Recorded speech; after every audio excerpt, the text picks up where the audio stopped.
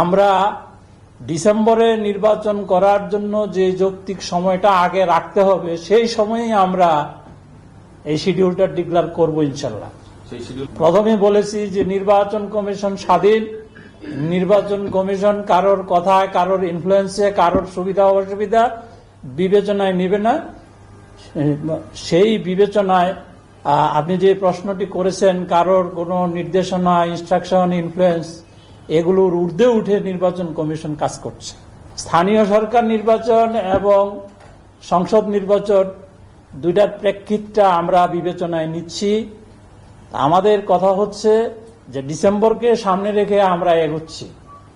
তো এখন যদি সরকার যদি প্রস্তুত থাকে, সরকার যদি ওইভাবে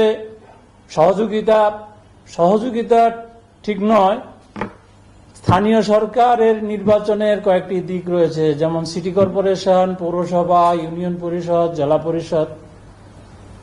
কেউ কেউ বলছেন যে এটি একই সাথে হওয়া সম্ভব, একই সাথে হতে গেলে কিছু কিছু প্রস্তাবনা তাদের থাকবে, সেইগুলো এখনো কমিশনের নজরে আসে নাই। আসলে পরে আমরা হয়তোবা আরো চিন্তা ভাবনা করব। এটি প্রথমে বলছি যে কোনো চাপ নাই আমাদের, এবং চাপের কাছে আমরা নতি স্বীকার করব না।